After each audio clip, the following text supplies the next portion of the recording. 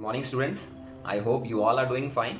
In today's physical education class, we are going to start with a new chapter. The name of the chapter is Yoga and Lifestyle.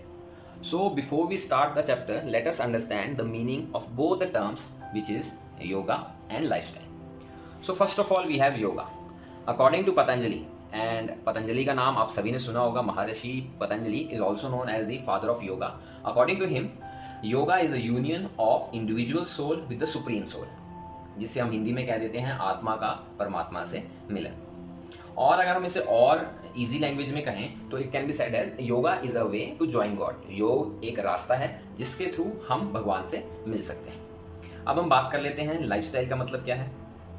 थोड़ा ज़्यादा होगा. हाँ, now here we have lifestyle. Lifestyle is a very common word. इसका मतलब मोटा मोटा आप सभी को पता ही होगा, लेकिन फिर भी अगर हम एक डेफिनेशन लें तो उसके according it is a way of living by the individual, group और societies that reflect their values, believes and attitudes. तो एक इंडिविजुअल, ग्रुप या सोसाइटी के रहने का या जीने का एक तरीका है जिससे उसके वैल्यूज़ का पता चलता है, उनके बिलीव्स का पता चलता है और उनके एटीट्यूड्स का पता चलता है. अगर हम जनरल लैंग्वेज की बात करें तो हम आपस में बात करते हैं कि दैट पर्सन या वो जो सेलिब्रिटी है उसका लाइफस्टाइल बहुत एक्टिव है या हेल्दी लाइफस्टाइल है. और अगर हम किसी लेजी की बात करते हैं वो हम कहते हैं कि उसका जो लाइफस्टाइल है बड़ा ही अनहेल्दी लाइफस्टाइल है. तो दोनों में डिफरेंस क्या है? हेल्दी लाइफस्टाइल में या फिर एक्टिव लाइफस्टाइल में क्या होगा कि that person takes nutritious food, अच्छा खाता है और रेगुलर एक्सरसाइज करता है, प्रॉपर स्लीप, मेडिटेट करता है. और जो अनहेल्दी इंडिविजुअल है वो बिल्कुल उलट करेगा. अनहेल्दी डाइट, जंक फूड खाएगा और एक्टिव नहीं रहेगा, यानी एक्सरसाइज, प्रॉपर एक्सरसाइज नहीं करेगा और ये सब चीज़ें. तो अब हम समझ चुके हैं योगा और लाइफस्टाइल दोनों टर्म्स का मतलब.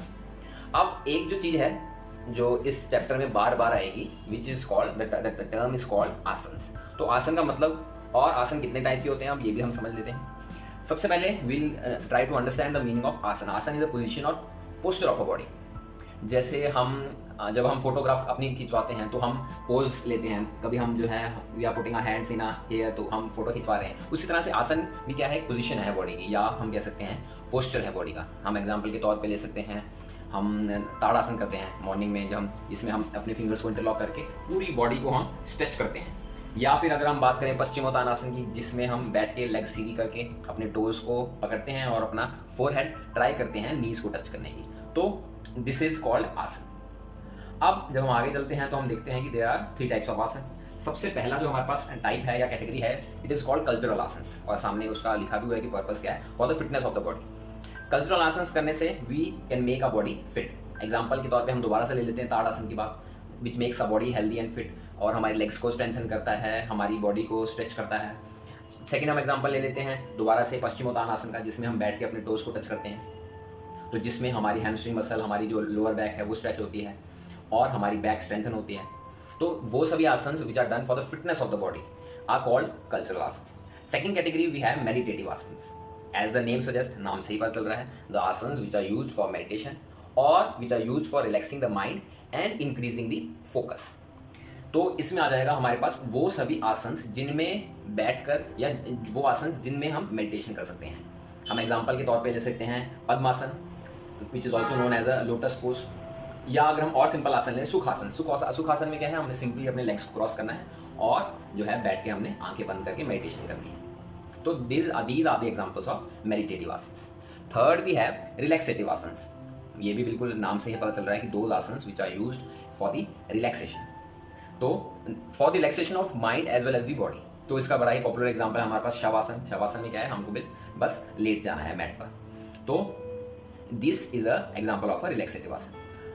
अब हम बात कर लेते हैं कि जो शवासन है वो कई बार आप बुक्स में अगर देखोगे it is also use as a meditative asan. तो इनकी जो है कुछ आसन्स हैं विच आर ओवरलैपिंग. आप बुक्स में देखोगे तो कहीं पर लिखा है कि सुखासन इज ऑल्सो अ रिलैक्सेटिव आसन. तो मेडिटेटिव आसन और रिलैक्सेटिव आसन्स कहीं जगह जो है दोनों कैटेगरीज में, कुछ आसन जो है वो दोनों कैटेगरीज में फॉल कर रहे हैं. तो वहाँ पर आपको कन्फ्यूजन नहीं होना चाहिए. कुछ हार्ड एंड फास्ट रूल नहीं है कि ये आसन अगर मेडिटेटिव आसन्स की कैटेगरी में आ गया है तो मेडिटेटिव आसन ही रहेगा, ऐसा नहीं है. तो कुछ आसन हैं जो मेडिटेटिव और रिलैक्सेटिव दोनों कैटेगरीज में फॉल करते हैं. इससे पहले कि हम आगे बढ़े, let us see what all we are going to learn in this chapter.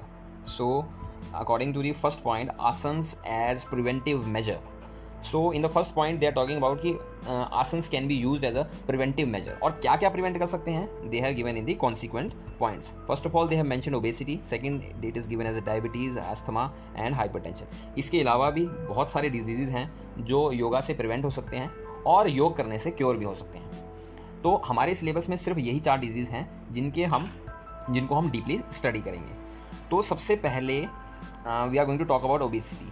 तो दे आर टेलिंग कि obesity can be prevented by doing these 4 asanas, vajrasana, hastasana, trikonasana and ardhamatsyendrasana, right.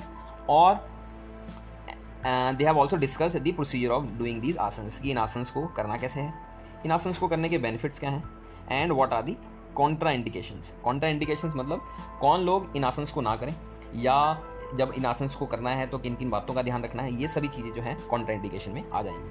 तो इस चैप्टर में इन्होंने ओबेसिटी, डायबिटीज़, अस्थमा और हाइपरटेंशन, इन चारों के बारे में डिस्कस किया गया है कि कैसे इन सभी लाइफस्टाइल डिजीज़ को हम प्रिवेंट कर सकते हैं, किन आसन्स को करके हम उनको प्रिवेंट करेंगे, उन आसन्स को करने का प्रोसीजर क्या है, उन आसन्स को करने के बेनिफिट्स क्या हैं, और जब हम आसन्स को कर रहे हैं तो किन किन बातों का हमने ध्यान रखना है, या हम उनको कह सकते हैं कि कॉन्ट्रा इंडिकेशंस क्या है. तो इन सभी आसन्स को समझाने और बताने के लिए आज हमारे साथ एक एक्सपर्ट हैं. हमारे एक्सपर्ट का नाम है mister Pawan Kumar. Let me tell you about mister Pawan Kumar. He is working as a physical education teacher and a yoga coach in Chandigarh. He did his masters in physical education from Punjab University Chandigarh and did yoga coaching course from National Institute of Sports Patiala. So I'm quite hopeful that students of SOE 17 are going to find his lecture very interesting and they are going to benefit from the rich experience of Mr. Pawan Kumar. So over to Mr. Pawan Kumar now. Hello friends, मैं हूं yoga coach पवन कुमार. आज हम discuss करेंगे कौन से वो आसन हैं जो ओबेसिटी को क्योर करते हैं.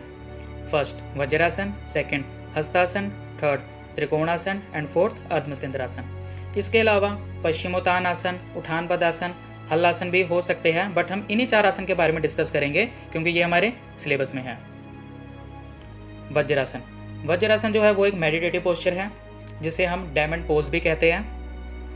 डेली वज्रासन करने से जो हमारी बैक है वो एक वज्र की तरह स्ट्रॉन्ग हो जाती है, जो कि भगवान इंद्रदेव का हथियार था. नेक्स्ट हम देखते हैं वज्रासन को करने का प्रोसीजर क्या है. सबसे पहले आप अपने नीज पर आ जाएं, उसके बाद आप अपनी हील्स पर बैठ जाएं. टोज आपके बाहर की तरफ को, आपके हैंड्स की जो पोजीशनिंग है वो नीज पर या फिर थाइस पर भी आप रख सकते हैं. आपका हेड, नेक और बैक वो एक ही लाइन में स्ट्रेट रहेगा. इसमें आइज क्लोज और 1 से 2 मिनट तक इसकी आप प्रैक्टिस करें. धीरे धीरे इसकी ड्यूरेशन को आप इंक्रीज़ करें. वज्रासन के करने से आपकी जो कंसंट्रेशन पावर है वो इंक्रीज़ होती है. आसन को रिलीज़ करने के लिए अपने नीज पर आ जाएं. लेग्स को रिलैक्स करते हुए लेफ्ट लेग को फ्रंट, देन राइट लेग. आपके हैंड्स की जो पोजीशनिंग है वो बॉडी के साइड में रखें. इस पोजीशनिंग को हम दंडासन कहते हैं. Next benefit of vajrasana. First benefit है हमारा वज्रासन हेल्प करता है हमारी डाइजेशन को इम्प्रूव करने के लिए. सेकंड, वज्रासन हेल्प करता है जो हमारे थाइज, नीज या फिट में अगर कोई भी हमारे प्रॉब्लम है, पेन है, तो उसे रिड्यूस करता है. थर्ड, वज्रासन हेल्प करता है मेडिटेशन के लिए क्योंकि ये एक मेडिटेशन पोस्चर ही है. इंपॉर्टेंट नोट, खाना खाने के बाद कोई भी आसन हम नहीं कर सकते. तकरीबन 3 से 4 घंटे के बाद ही आसन कर सकते हैं. बट वज्रासन एक ऐसा आसन है जो हम खाना खाने के बाद कर सकते हैं, और डेली अगर हम 10 से 15 मिनट इसका प्रैक्टिस करें तो ये हमारी डाइजेशन को इम्प्रूव करता है. Contraindication of vajrasana. फर्स्ट, जिन लोगों को नीज़ की प्रॉब्लम है या जिन्होंने नीज़ की सर्जरी करवाई है तो वो इस आसन को प्रैक्टिस मत करें. नेक्स्ट, जिन लोगों प्रॉब्लम फेस कर रहे हैं स्टमक की, अल्सर, हर्निया या स्मॉल इंटेस्टाइन या लार्ज इंटेस्टाइन की अगर कोई प्रॉब्लम फेस कर रहे हैं तो वो भी इस आसन को मत करें, या अगर करें तो please yoga instructor, yoga trainer के सुपरविजन में ही करें. त्रिकोणासन. त्रिकोणासन का मीनिंग है a triangular pose. Trikonasana culture posture की कैटेगरी में भी आता है और ये एक स्टैंडिंग पोस्चर है. त्रिकोणासन की हम टेक्निक देख लेते हैं. सबसे पहले आप एक प्रॉपर सरफेस पे खड़े हो जाएं. आसन को करने के लिए आप अपने लेग्स को ओपन करें अप्रोक्स 2.5 से 3 फुट तक, या फिर जो आपकी शोल्डर विड्थ है उससे डबल आप लेग्स ओपन कर सकते हो। सबसे पहले हम लेफ्ट साइड को आसन परफॉर्म करेंगे। आपकी आर्म्स साइडवर्ड से रेज होते हुए लेफ्ट साइड को बेंड होगी। हमने अपने लेफ्ट फुट को ही टच करना है। हमारी लेफ्ट लेग की जो टोज है वो लेफ्ट साइड ही पॉइंट करेगी। हमारी आर्म्स एक ही लाइन में स्ट्रेट रहेगी। सेम इसी तरह हमने राइट साइड से ही परफॉर्म करना है। Right side band.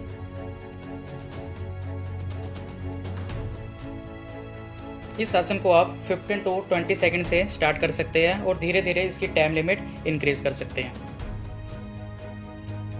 आसन को रिलीज के लिए आप वापस अपने इनिशियल पोजीशन पर आएं।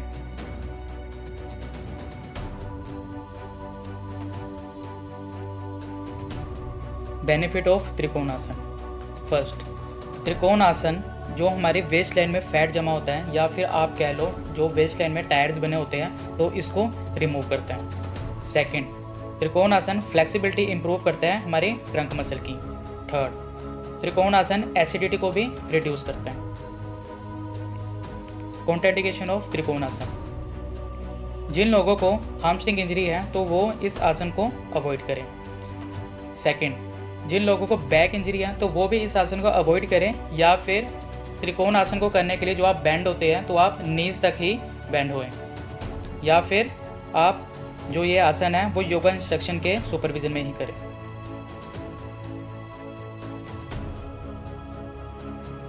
हस्तासन। हस्तासन का मीनिंग है रेज्ड आर्म पोज। हस्तासन जो है वो कल्चरल पोस्चर में भी आता है और ये एक स्टैंडिंग पोस्चर है। हस्तासन जो है वो हमारे सूर्य नमस्कार के पोस्चर नंबर 2 और पोस्चर नंबर 11 में भी आता है। हस्तासन की टेक्निक। सबसे पहले आप एक प्रॉपर सरफेस में खड़े हो जाएं। आपकी जो लेग्स है वो शोल्डर के अकॉर्डिंग ही खुली हुई रहेगी। आर्म्स को साइडवे से लेते हुए आप आर्म रेज करें और अपर बॉडी से बैकवर्ड बेंडिंग करें, जितने पॉसिबल हो उतने। आपकी जो नीज है उसमें कोई बैंड नहीं आना चाहिए, ना ही एल्बोज में। स्लोली स्लोली वापस आएं, आसन को रिलीज करते हुए अपनी इनिशियल पोजीशन में। आसन के काउंटर पोज के लिए आप फॉरवर्ड बेंडिंग में कर सकते हैं। Benefit of hastasana. इस आसन से जो आपके अपर बैक और शोल्डर में जो स्टिफनेस है वो रिमूव होती है। आपकी जो मसल्स है वो फ्लेक्सिबल होती है। सेकंड, आसन से जो आपका हार्ट है वो इन्फ्लुएंस होता है, प्रभावित होता है, और जो आपका ब्लड सर्कुलेशन है वो इम्प्रूव होता है। Contraindication of hastasana. जिन लोगों को नेक और शोल्डर इंजरी है तो वो इस आसन को अवॉइड करें। अर्ध मत्स्येंद्र आसन। अर्ध मीन्स हाफ, मत्स्य मीन्स फिश, जिसको हम हाफ फिश पोज भी कहते हैं। यह आसन जो है कल्चरल पोस्चर में भी आता है और ये एक सिटिंग पोस्चर है।